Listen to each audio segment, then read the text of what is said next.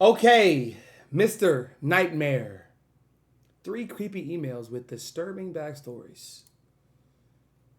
Here we go. Here we go.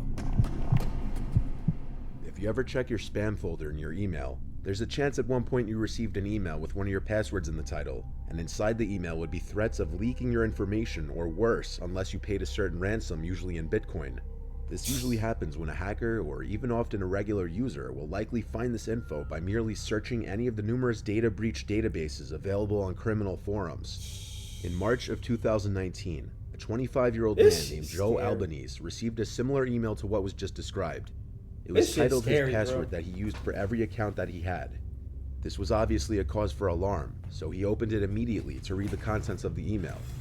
This is what it said. $5,000. Hey Joe, all you really need to know is that I know your password and other personal information. I won't come after you, I won't harm you, as long as you send me a small amount of money, $5,000 in the form of Bitcoin. We're going to refer to it as a donation for a good cause, not as any kind of blackmail. A good My cause. Bitcoin address is... If you don't send me the money, bad things may happen. Don't even bother going to the police. This email is untraceable. Joe did some research and learned that these kinds of threatening emails are common scams, and usually nothing will come of them. Still, Joe replied to the email asking, "What other personal information of mine do you currently possess? I'd love to know." He sent this as a sort of challenge to the email, not even really expecting a response or for it to even go through.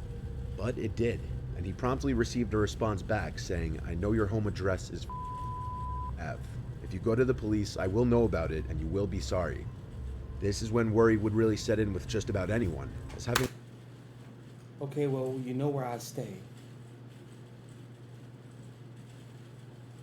Alright, you know where I stay. So what?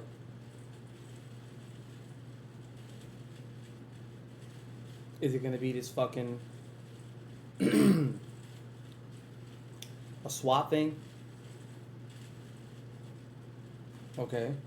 You're gonna send pizzas to my house? You're gonna send what? What?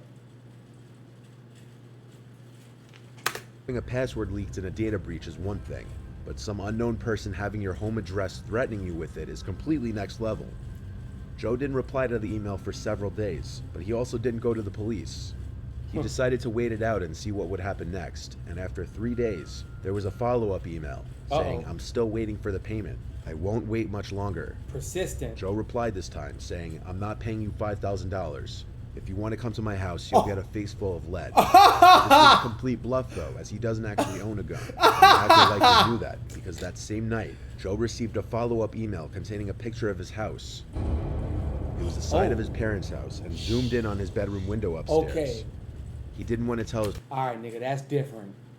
Okay. I just got the chills down to my fucking socks. Okay. Now that's different, nigga. Nigga is in my city? You trying to exploit me and bitch? Or this a Google... Wait. This could be a Google image, ain't it? This could be a Google Life image, ain't it, yo? Yup. Well, let's see what he does next. parents in fear of worrying them. But now that his gun bluff didn't work, he knew he may have to get them or the police involved. He responded one more time saying, "I don't have $5,000. I'm broke paying off student loans. The house you sent a picture of is my parents' house. They did nothing wrong. If you need to do this, please do it to someone else. I don't have the money to send you even if I wanted to." There was no response this time, but within an hour, the sound of glass shattering from downstairs traveled throughout the house. And everyone, including his parents, heard it. There was one of their decorative bricks from the front of the house, laying in the dining room among thousands of tiny shards of glass from the broken window. Joe tried to explain the situation as quickly as he could, and while he and his dad took a quick look outside for anyone who could be out there, his mother called the police. Joe showed the police officers the emails and everything, which were forwarded to the police department. A police officer stayed parked outside the Albanese house for a couple hours that night. Joe blocked the email address from sending any further emails, and as far as he knew, he was never contacted again. The police had a hard time tracing back the original source of the email, as it was sent from an untraceable device, likely an iPod Touch or similar device. Wow. At some point, everyone imagines being famous in their lives. A lot of people create this image in their head that being in the public eye creates Ad? nothing but a Is fairy the ad? tale life. But that's far from the truth. Being under the spotlight in any capacity comes with a lot of drawbacks, one of which being stalkers and overly obsessed fans. One extreme case of this, an ex-radio host and DJ who was centered in Los Angeles, had a long, seemingly never-ending chain of emails from an obsessed fan. It started around 2005 or 2006 when the DJ started noticing a regular listener, someone who listened to the show every day and would call in on the request line from time to time. At one point, the listener won a prize from the show, and in order to deliver the prize, the DJ requested her email, and that's where things began. In order to be polite and cordial with the girl, he would answer all of her emails, and when Facebook started to become popular, he added her back where she commonly liked and commented on his posts. This went on for a while, until one day the fan professed her love for him. The DJ rejected this advance in the most polite way he could. She seemingly accepted the rejection, and the DJ thought it would be the end of it, but it wasn't. In 2011, she emailed him a link to a blog that she was writing, where she would post about him and their quote-unquote love multiple times per day. Oh, goodness. She followed him over to a new radio station and was religiously listening to his shows, assigning meaning to the musical playlist. For example, the song Marry Me by Train was popular at the time, and whenever that song would play on his show, she would blog about it actually being a marriage proposal from the DJ. What? She began saving all his photos from his social media and photos of other women in his life, like friends and girlfriends, and posting them to her blog with extremely hateful words. Oh my She'd God. make posts raging about him being a man whore, followed by another post not even 10 minutes later in a completely different tone, apologetic and soft, implying she may have bipolar tendencies. The DJ did his best to ignore it, even though by this point he was extremely creeped out. But as she again began emailing him, he tried more forcefully this time to get her to stop, but she wouldn't stop. The DJ started sending DMCA requests to her blog host from the photos of his that she had posted. The repeated violations got her blog shut down, but then she started emailing him instead of posting blogs. He made a filter folder so he never would have to see them aside from occasionally peeking at the insanity in the folder from time to time, just out of curiosity. Years went by and he hadn't answered any of her emails after 2 of them when he very adamantly told her to stop all communications and leave him alone. This continued for years, and in total she has sent him over 4,000 emails, all of which he's archived. This is a picture of just a select few of them. The more recent emails have gotten very dark and violent in tone. Chicken shit. In one of the most recent ones, she was threatening to find and hurt the DJ and happily go to jail for it. What the In another one, she listed the specific neighborhood in which he lived, which he worries she may have his address if she already knew what town he lives in. In an effort to stem the flow of information, he deleted all of his social media accounts a while back, but she would still email him pictures he appeared in from his friends who had public profiles, as well as radio station photos that he appeared in. Most disturbingly, she sent the DJ photos of a shrine she had made of him in her home, with framed photos of his social media that she had posted up on the walls, desks, etc. Being a DJ, his appearance schedule must remain public, so she could technically find him working at nightclubs anytime she wants to, and understandably, he's freaked out and worried about his safety. After calling multiple attorneys, none seemed very interested in helping him with this matter. Due to his fear of facing the girl in real life or even being in the same room as her, he never went through with filing a restraining order. He also worried that on the off chance she didn't have his home address, the legal process would reveal it to her. To my knowledge, there was never any follow-up with this, and it's not known if the harassment continued or what route the DJ pursued, if any. But this is one of those extreme cases of how a fan's obsession could have a very negative effect on someone's well-being and mental health. In this last one, a viewer who wanted to be referred to as Christian received multiple emails that he wanted me to share in a story video. Christian has a friend named Katie who was out for a job interview. They used to be co-workers, which is how they met. Nothing was out of the ordinary until Christian started to try and contact Katie after her interview was supposed to be done, only to find that his texts weren't delivering and calls were going straight to voicemail. It was very possible that her phone could have been off or she had no cell service, but as hours passed and still nothing was delivering, he started to get concerned. The most likely and obvious possibility was that she lost or broke her phone, but finally, hours later, the text said during a job interview? Come on now. The obvious possibility was that she lost or broke her phone, but finally, hours later, the text said delivered. However, Kate never replied.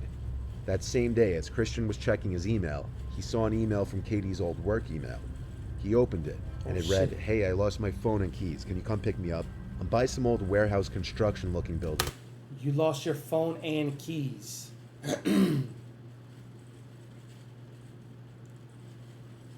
See?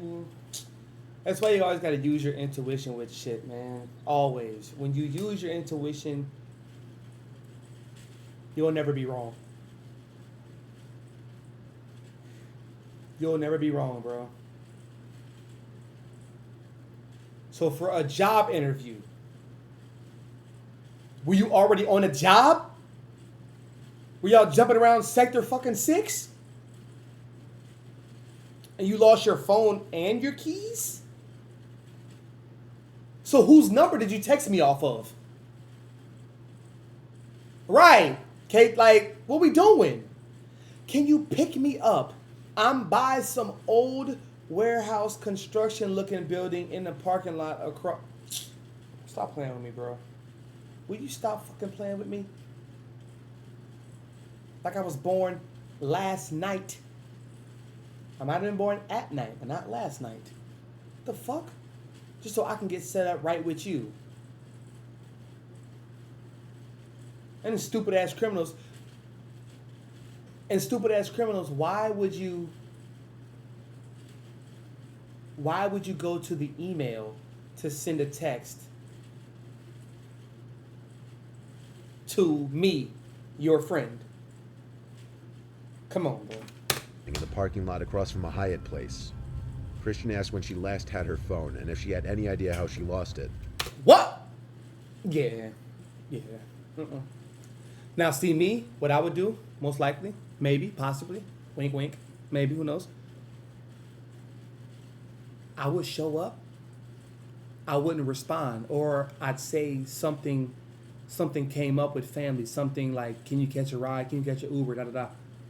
I'd respond to, see how you respond back. Whole time I'd be there, looking around and shit.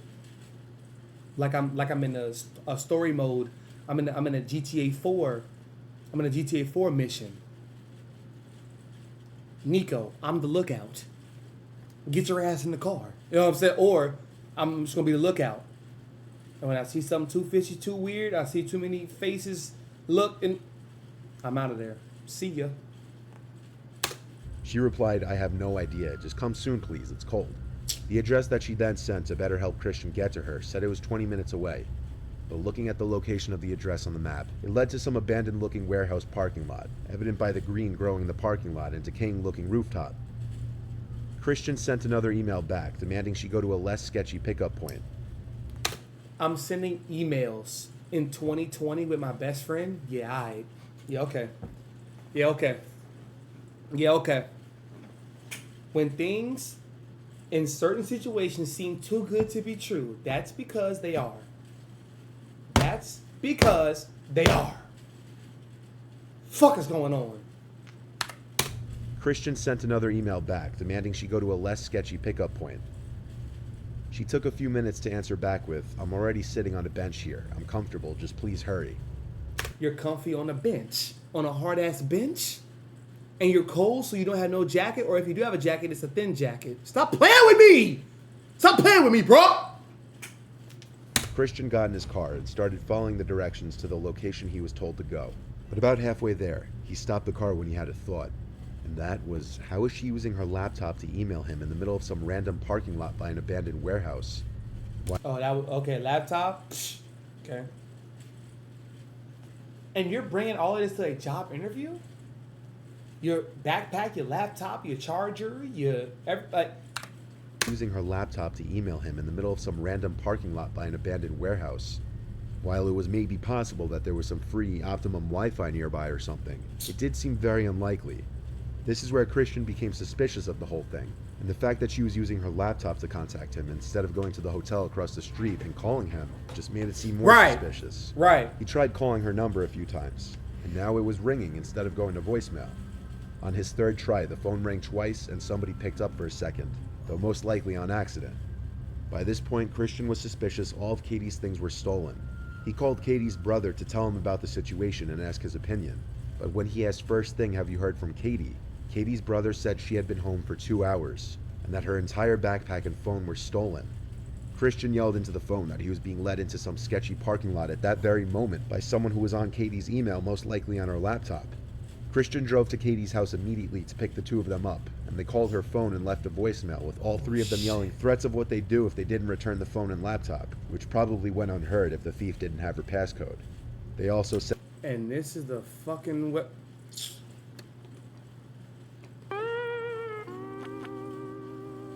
Okay. Sent a number of texts which went unresponded to.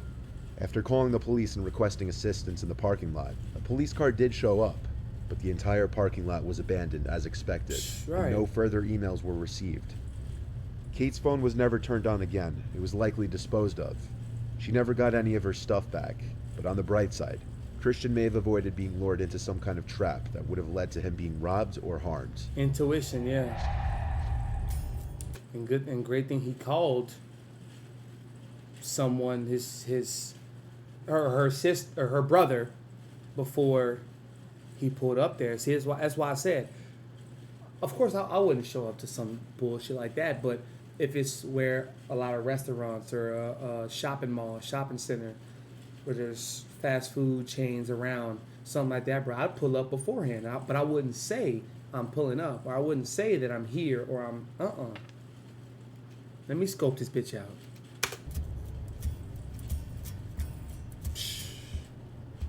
Mr. Nightmare, man. Oh, damn, that was 3 years ago. Hey. Gotta stay on alert, guys. Gots to stay on alert. It's not for you to be scared. It's not for you to live in fear. It's for you to be aware. That should be on the shirt, too. Yeah. Be aware out here, bro. As my mama say, keep your head on a swivel. Keep your head on a swivel. Be observant. Be aware about your surroundings. When you're driving, those y'all who drive, you don't only focus on you and your vehicle. You have to focus on the other people driving. How fast they're going. How many lanes they swerving into. If they putting a blinker on or not. What are they doing in their car? Don't be trying to dissect and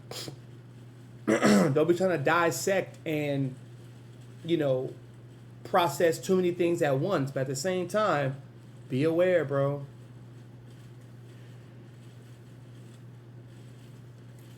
Be aware, son. This shit crazy.